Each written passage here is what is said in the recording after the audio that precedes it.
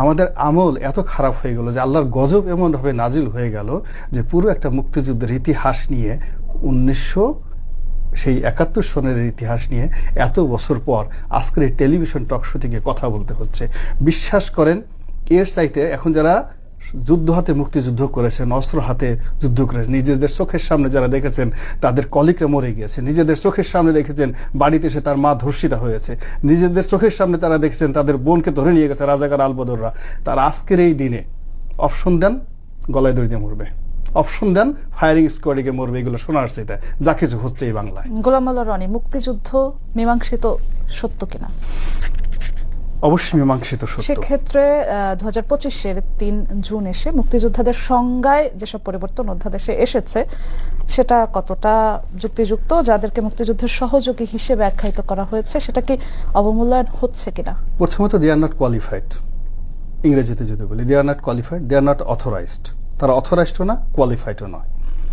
They are not dignified, তাদের কোনো dignity নেই, এবং they don't have any legal entities, এবং they have no morality to do this thing. আমাদের বাঙালি যারা লোক আছে, যাদের সাহস আছে, শক্তি আছে, এই ফার্স্ট থিং হলো যে এদেরকে ঘৃণা জানানো উচিত, এদেরকে প্রতিবাদ নয়, এদেরকে ঘৃণা জানানো উচিত এই ধরনের অ্যাক্টিভিটিসের জন্য, নাথিং মোর। আপনি চিন্তা করেন ডক্টর মোহাম্মদ ইউনূস বা অন্যান্য এখন যারা আছেন তাদের কি পরিচয় হতো যদি মুক্তিযুদ্ধ না হতো? কিংবা যারা আমাদের মহান মুক্তিযোদ্ধা আছেন, এখন আমাদের সমাজে অনেক তরতাজা অলি আল্লাহকে, গাউস কুতুবরা আমরা দেখি, এরকম অলি আল্লাহ তরতাজা গাউস কুতুবদের খুঁজেও পাওয়া যেত না এই বাংলাদেশে যদি মুক্তিযুদ্ধ না হতো। যেখানে মানুষের জীবন অতিষ্ঠ হয়ে পড়েছে সেখানে এরকম একটা ঝামেলা এই সময়তে না করলে হতো না। আর এখানে কারা? ডক্টর মোহাম্মদ ইউনূস যেখানে নিজের মুক্তিযুদ্ধ করেননি, আসিফ নজরুল মুক্তিযুদ্ধ করেন, এখানে কয়জন মুক্তিযোদ্ধা আছে যেখানে সবগুলো যারা দ্বিতীয় প্রজন্মে, তৃতীয় প্রজন্মে যারা এখানে নেতৃত্বে আছেন তাদের পিতা দাদারাও মুক্তিযুদ্ধ করেননি। তো এরকম একটা যাকে বলা হয় যাদের শুরু থেকে শেষ পর্যন্ত পুরোটাই বিতর্কের মধ্যে, পুরোটাই স্বপ্নের মধ্যে, পুরোটাই একটা যাকে বলা হয় কি বলবো, কিছুই বলা যায় না, মানে বোগাসবো। মুক্তিযুদ্ধ, রাজাকার, স্বাধীনতা বিরোধী, এই পুরো বিষয়টা বঙ্গবন্ধু সেটেল করে গেছেন একটা রিকনসিলিয়েশনের মাধ্যমে। তিনি যাদেরকে শাস্তি দেওয়ার, যাদেরকে ক্ষমা করার এবং যাদেরকে তালিকা করার সবকিছু করে গেছেন। আপনি কারওয়ান বাজারে প্রতিদিন 10 কোটি টাকা চাঁদাবাজি হয়, এবং বছরে যদি আপনি ডেইলি 10 কোটি টাকা হয়, বছরে 3000 কোটি টাকা শুধুমাত্র কারওয়ান বাজারে একটা জায়গা থেকে আপনার চাঁদাবাজি হচ্ছে। বন্ধ করেন না এটা।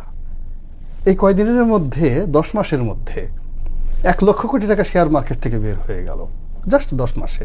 বন্ধ করেন না। ডক্টর মোহাম্মদ ইউনূস 12 বার গেল বিদেশে, এই যে এখন আবার লন্ডনে যেতেছে, কোনো কারণ আছে? বোগাস। এই যে জাপানে গেল, আননেসেসারি, কোনো দরকার নেই। বন্ধ করেন না এই জিনিসগুলো।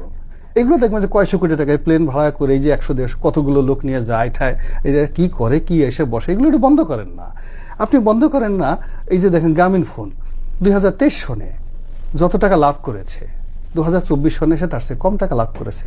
লাভ করার পরও তারা 330% ডিভিডেন্ড দিয়ে দেখালো আমাদের প্রায় 4,500 কোটি টাকা শেয়ার হোল্ডারদেরকে দেবে। আপনি জানেন এই 4,500 কোটি টাকা কাদের? 55% টেলিনর।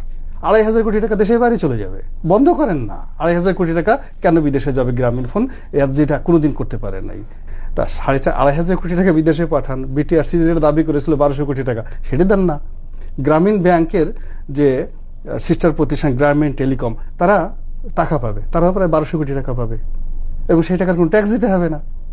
মাত্র 5% to 10% জেনারেল পাবলিক। এগুলো একটু বন্ধ করেন না। এগুলো বন্ধ করে বারবার কেন মুক্তিযুদ্ধের দিকে নজরে যায়? ওই দিকে নজরে যায় কেন? নজর তো আরও অনেক জায়গায় আছে। তো এই যে ফোকাসটা, সেই ফোকাসটা আমরা এখন, মূল ব্যাপার হলো যে আমাদের চোখ গেছে নষ্ট হয়ে, অন্তর গেছে মানে একেবারে বিষাক্ত হয়ে, মস্তিষ্কের মধ্যে সব যত রকম পোকা আছে সব পোকা মস্তিষ্কের মধ্যে ঢুকে আছে। যেখানে যেখানে বাঙালির সম্মান, যেখানে মর্যাদা। আজকে আমি দেখলাম একটা আপেল মাহমুদ, বিখ্যাত একজন মুক্তিযোদ্ধা, তার একটা গান, মোরা একটি ফুলকে বাঁচাবো বলে যুদ্ধ করি, এর সে জীবন্ত কিংবদন্তি আর হয় না। সেই মানুষকে মুক্তিযোদ্ধা তালিকা থেকে বাদ দিছে। সে গেছে বৈঠক করতে, সে বলতেছে মরিয়া প্রমাণ করতে হইল যে আমি মরি নাই, আমি আপেল মাহমুদ বাংলাদেশে, আমি মুক্তিযোদ্ধা না। তো এই কথা যদি আজম খানকে বলা হয়তো যে মুক্তিযোদ্ধা না।